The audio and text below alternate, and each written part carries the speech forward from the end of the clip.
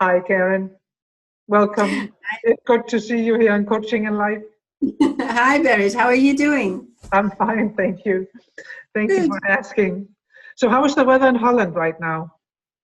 Oh, well, it was nice, but now it's looking a bit stormy and, thunderstorms and everything. But it was really nice. It was 26 degrees. Oh, Miracle. it's a Yeah, miracle. Yeah, but it don't is a send the miracle. stormy weather this way. Don't do that. I'll try. I'll try, but I'm Thank not the weatherman.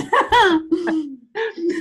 So, last week we spoke, and I think that the listeners would like to, have a little recap. We're looking into anxiety today.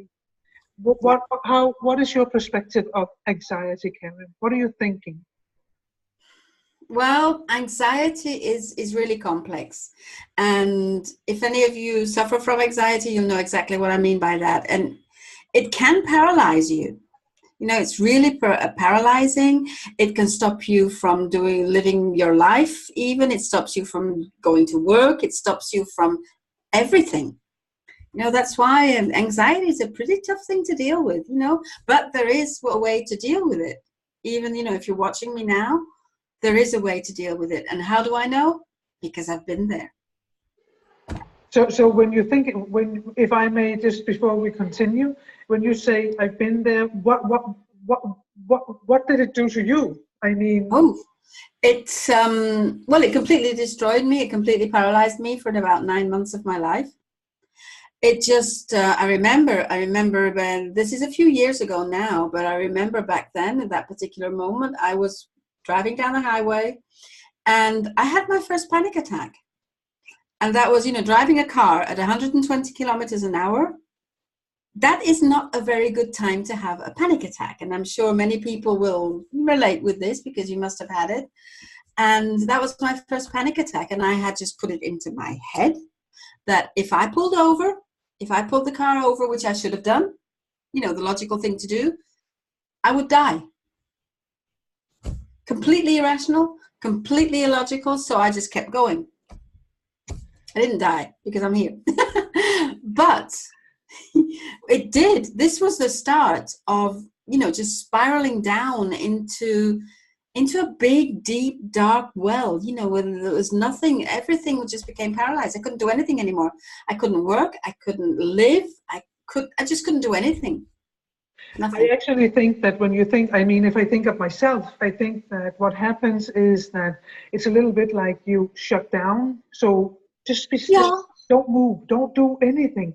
If I am just, if I am in still as a mouse within and I don't move and I don't do anything, it will go away.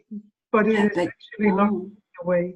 It's getting worse and it's worse. Yes. And I mean, I in anxiety is very close to stress, and I have worked a lot with stress, and people that are stressed, I mean, it takes over, it takes control, and the positive side of it for people who have stress is that they get a role, they feel that they are they are so powerful, Mhm.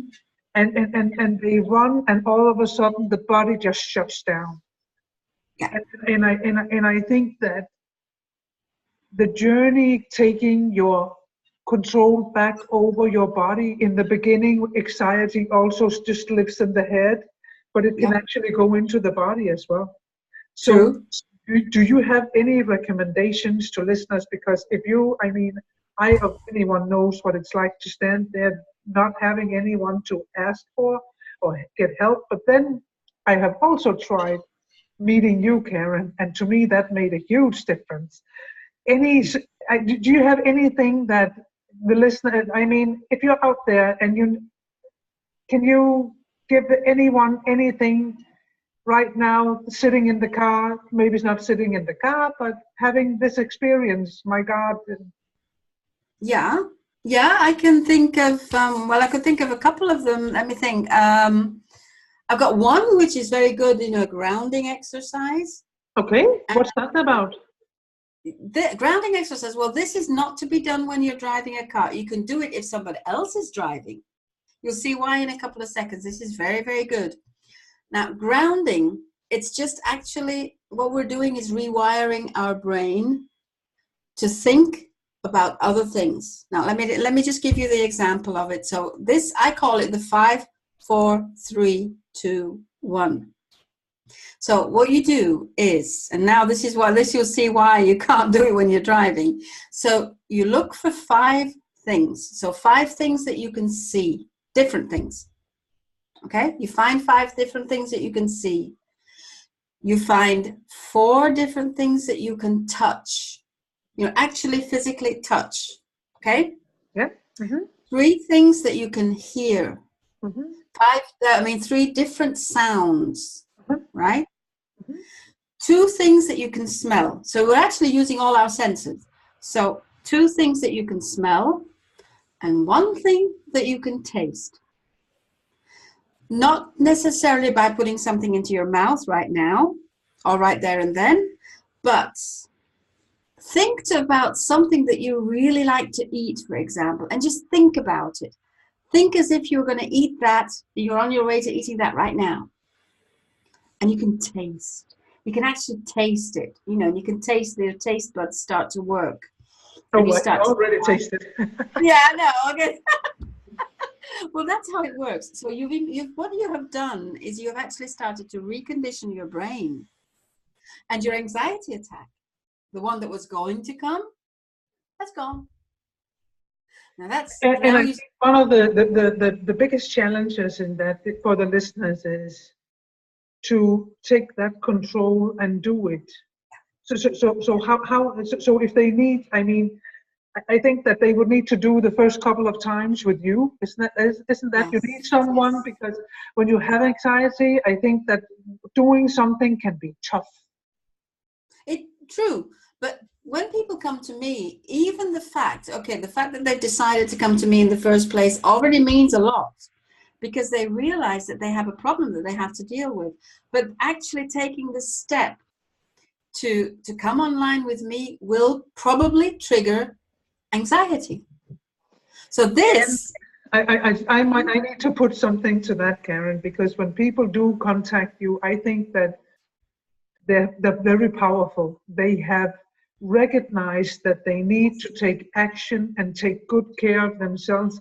And yes, no one, I mean, coaching in life is all about building your me. A strong person takes good care of one's own health, mind, family, and business. yes, So, of so course. having said that, I think that for people that to come to you, I think that they're empowering themselves to take good care of themselves, and I think that's a strength. And I really admire that. So people choosing that, fantastic. And I also think taking that first step and having that guidance to get a simple tool like this you can use anywhere, I can only recommend it. I mean, at the end of the day, it's how we perform to excellence and take good care of ourselves so we're healthy. And I see many people with stress and not feeling good and happy, or even burnout and breakdown, and take years to come back. And people are not nice. Companies are not nice. People, you know, everything is pressure of the zero culture and the perfect look, here I am. But I actually think that building a powerful me is extremely healthy for everyone. It is. Yeah. I totally agree. Is there any good advice that you want to give here before we say see you next Monday? Well, apart from take care of yourself, the person, for the people listening to us here today, remember this one thing. You are the most important person that you know. And if you don't take care of yourself, how can you expect anybody else to do it? And the funny part is, if you don't love yourself, how can you expect anyone else to love you? Exactly. Exactly. That's one of the powerful things that I teach too. It's one of the affirmations. I love you in the mirror work. Mm-hmm. Yeah. Learn to love yourself. Oh, it's so beautiful.